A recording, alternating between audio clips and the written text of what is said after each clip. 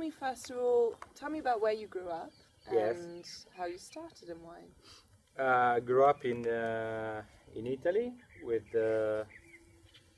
primarily in Tuscany, and for me, wine was very much of an element of a meal, because in those days, wine did not have the same exposure, or the same, and maybe did not mean the same way that it does today. So for most Mediterranean countries, whether you were a French or Spaniards or Italian, winery has always been part of the ritual of sitting down around the table, having some food and drinking some wine. And usually local wine was made in a very simple way. In Italy in those days, the wines were a little bit more rustic, and they went very well with the local food, which was seasonal and very authentic. So my first experience was not just with local wines, but also I had a paternal grandfather that was very much of a bon vivant, of Piedmontese origin, and he was very much fond of not just Piedmontese wine, but what in those days were simply defined as Bordeaux or Burgundy. So he drank a lot of those wines, and of course we were always with my cousins part of his ongoing experiment. So at a very young age we were exposed to Burgundy and Bordeaux and wines from Piedmont primarily. Super. And was wine and winemaking always something that you felt that you would get into? No, never. Never.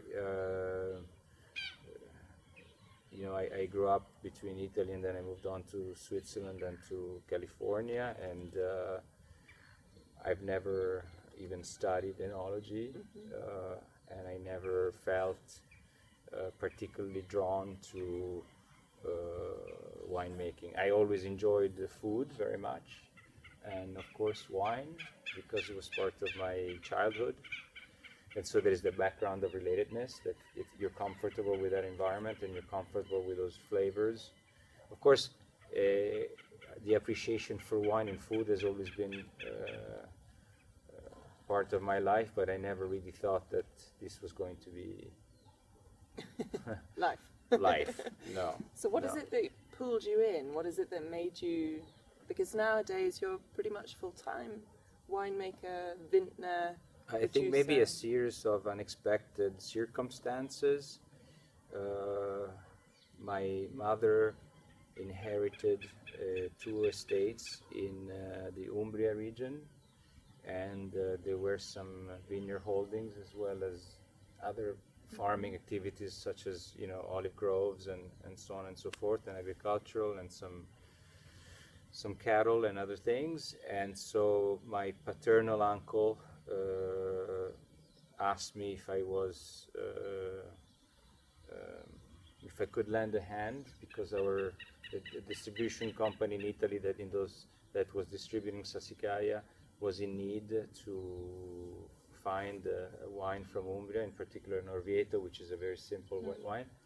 And so he asked me if I could lend a hand and help my mother in restructuring that company. So I did so with the help of a team, because there is no protagonism in wine. It's always nature first, and then a team of people that collaborates in order to create a wine. And so that's a little bit how I got back into farming. And then once the project was up and running and up to speed, I decided to pursue my university studies. And that's when I started to miss nature, seasons, vineyards, the colors, the wind, the way the sun touches the vineyards at different parts of the year, and all the different colors, the different scents, different aromas, but also all the sounds that are typical of vineyards that are somewhat far away from metropolitan area, and my mom's estate in Umbria were very secluded because we are close to Todi, and there is not any major metropolitan area close by, so the biodiversity and the flora and the fauna are very strong. And so you somewhat, I think maybe in a visceral way, because we're all coming from agrarian civilization, I think that you're somewhat connect back with nature, not so much maybe in a conscious way, but maybe in an unconscious. So that's what I felt, that was something that was very interesting once I walked away from it, and so I did everything that I could to get back into it. And what is it that drew you to Argentina? I've always been drawn to Pinot, and and I planted in my mom's estate a vineyard of Pinot in a location that could have been, I think, interesting, but I never really had enough time to properly experiment, because I decided to leave a little bit earlier. And I think that being a European, it's very easy to acknowledge and recognize that the best Pinots in the world, of course, are from Burgundy. And so for me, that I lived in multiple countries, the first choice was Burgundy, and the second choice was California, because I went to university there, and I consider to be that very much a home. And so, of course, Burgundy is very challenging to establish a domain, you know what French people call domain, so a small farm or a small wine estate, because it's very much parceled after the Napoleonic Code and the new inheritance laws. It was divided and divided and divided, and so nowadays it's very much parceled and it's very expensive. So it's to build a domain today in Burgundy, you're either very rich or you have a lot of time to devote to that. And so I think I was a little bit too impatient to do that, and financially would have been very expensive.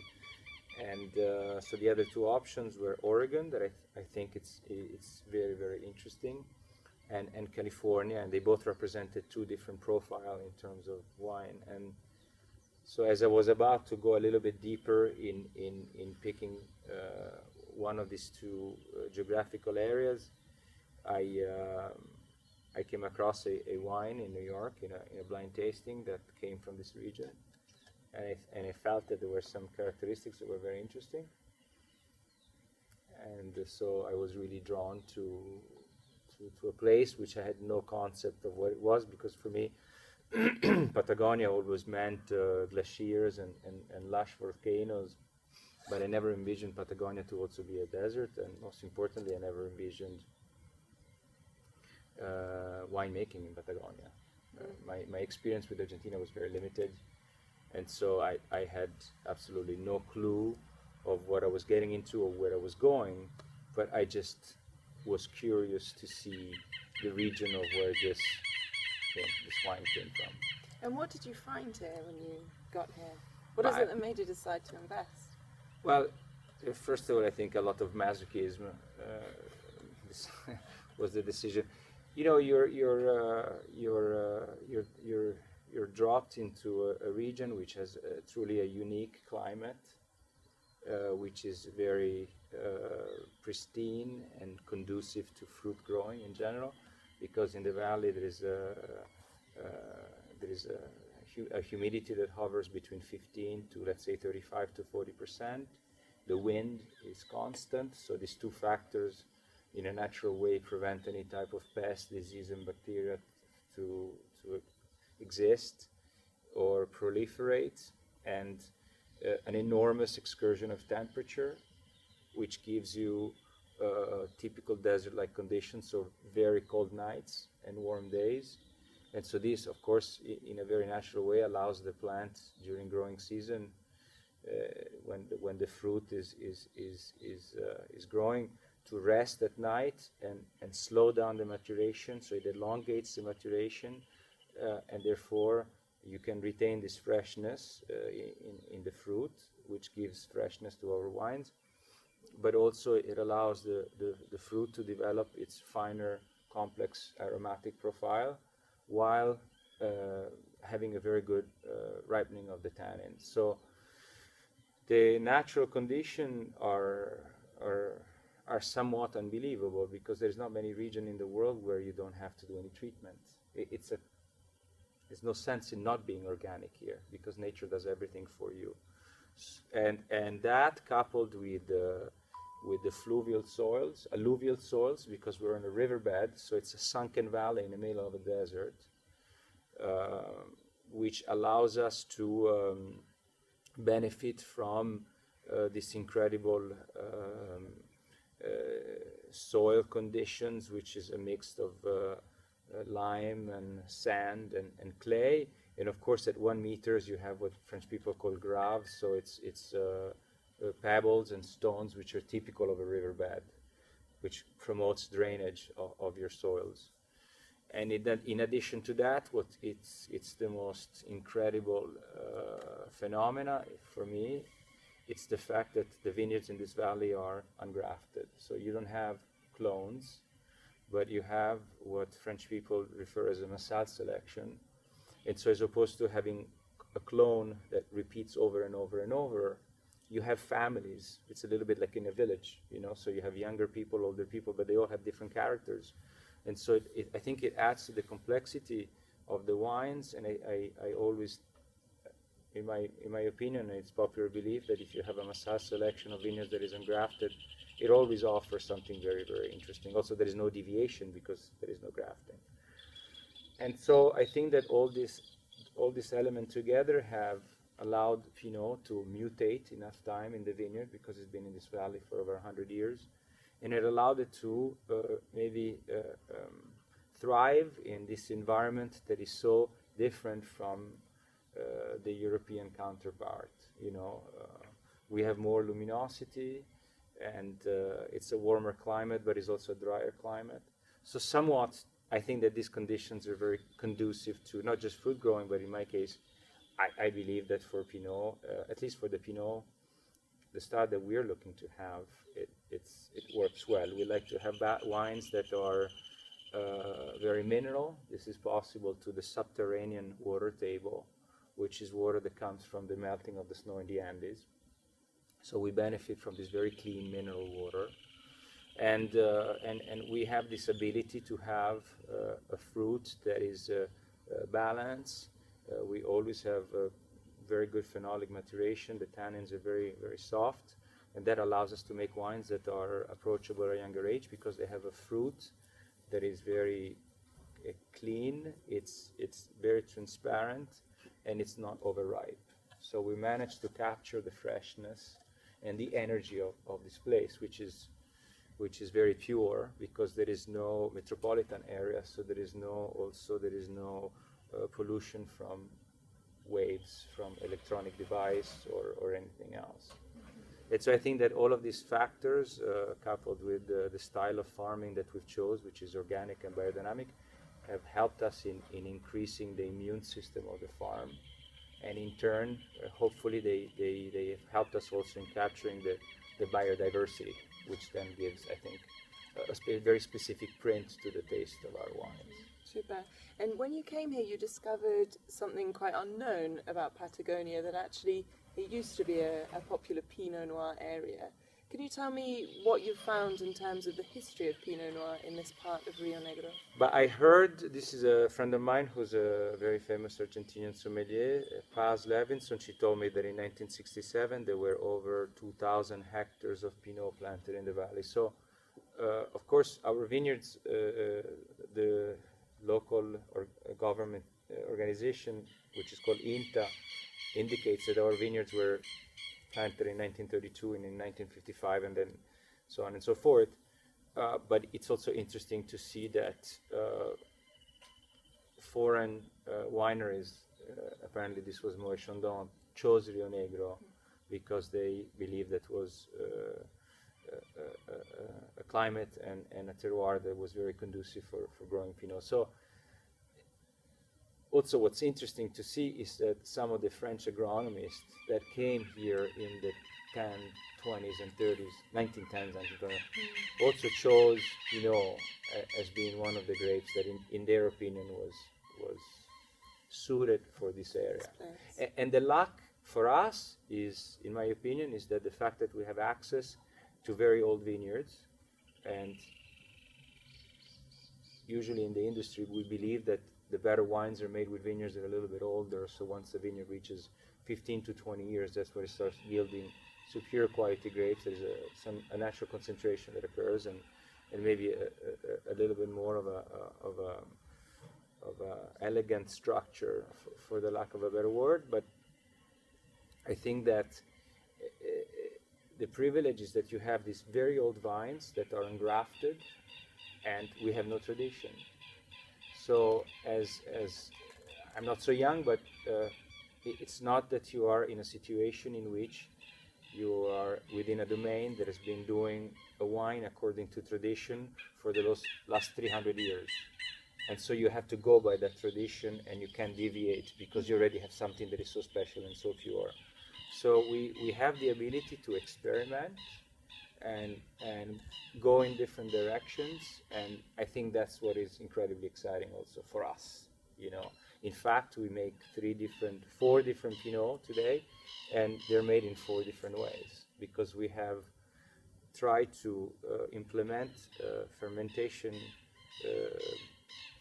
Our choices of fermentation styles are determined by what we have in our soils, and hopefully this will speak to our consumer. Super.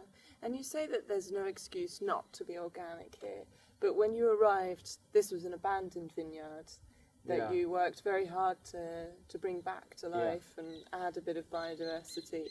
What do you think is the challenge in Argentina, in this part of Patagonia at least, in terms of becoming biodynamic and reaching the level that Chacra has in terms of biodiversity? But I think at first you have to be honest with yourself and decide first what is it that you want to do. And once you decide to go organic and biodynamic, you have to acknowledge the risk. So you have to be conscious of the risk that you're going to take, because organic and biodynamic means that maybe on certain years you could lose, I don't know, all of your crop.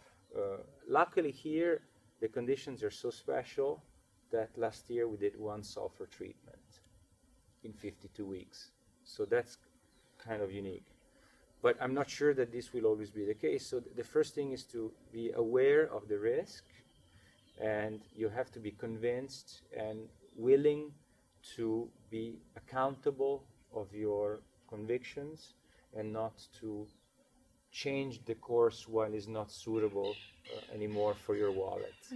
So that is a very it can be scary at times.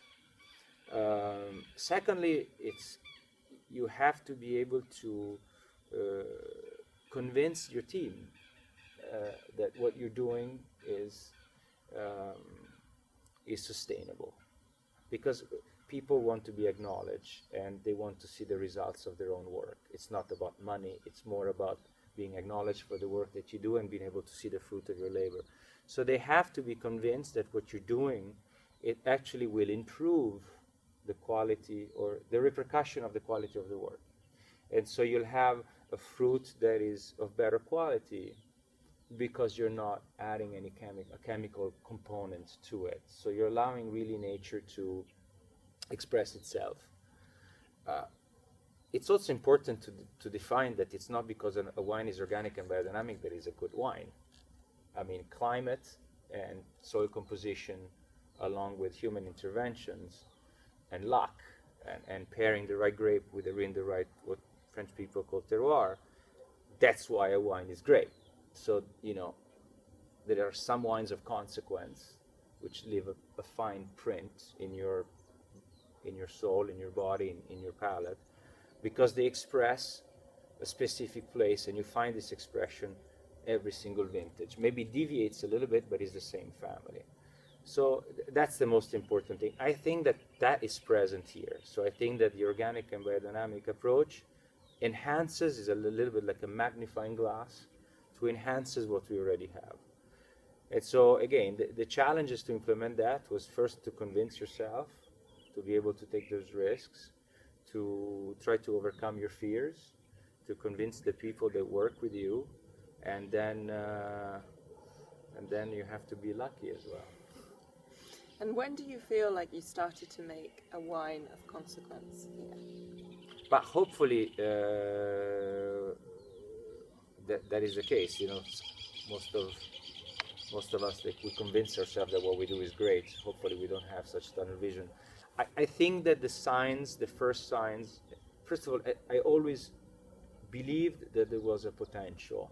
But when we first, in 2004, we made the first vinification, I felt that there were very interesting elements, but they were squashed together.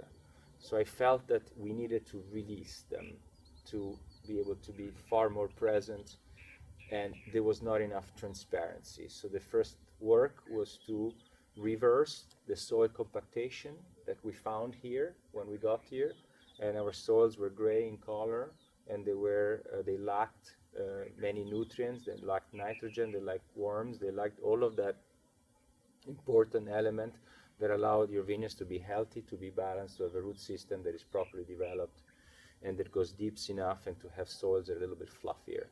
So I think that 2007 was the first glimpse that the hunch was maybe correct, and 2010 another milestone, and then 2013 was a revelation when finally, after 10 years of farming, the vineyards are now in balance.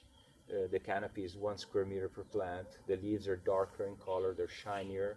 The vine is in balance, and therefore the grapes are in balance. And so the aromatics, the quality of the grapes, and everything that the vineyard was expressing was finally released.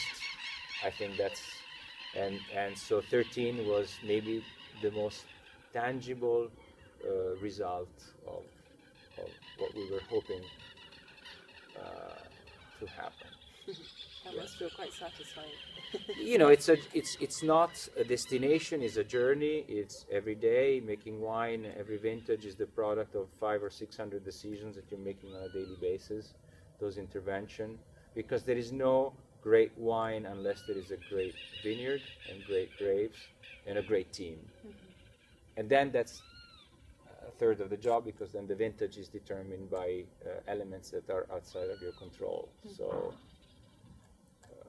hopefully you get it right in a right vintage, because if you get it all wrong in a right vintage, then you just miss your position. You know, we have one chance a year.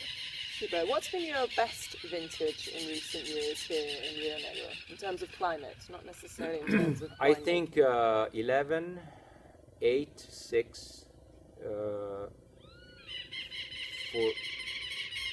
4, but we weren't ready. Talking about not being ready in the right vintage. 15, spectacular vintage for us. And how do you feel like 2016 is shaping up? It's interesting, you know. I think that it is a good vintage, because I feel that the terroir is very good, and I feel that today the vineyards have never been as balanced and as healthy. And I think that with my team, we've never been as on top of our game, and we finally got the right adjustment, for the lack of a better word. And so our quality of winemaking and vineyard management in 16 has never been as good. And also 16 is domain, 100%. So the quality of the grapes was very good. However, flowering was 10 days later than usual. And yet we picked the same as last year. So we picked with 90 days after flowering, as opposed to maybe 100 or 105 days, depending on the vintages. So the wines are very good. The skins were very thick. It was quite a windy year, so they're very crunchy. At first they exhibit what seemed to be a little bit of a tannic profile, which then in turn was completely absorbed, and then we decided to prolong the maceration a little bit more. So I think it's going to be a very good vintage. But you know, the jury is still out. We always get surprised about the way the wine ages, and élevage is key for us. And this year, following last year's experience, we changed a little bit of things. We are also aging a larger portion of our wines in cement, and so that in an effort to retain a little bit more freshness and this floral quality that Pinot at times can exhibit, like rose petals and so on and so forth. So again, I think that 16 was a good vintage.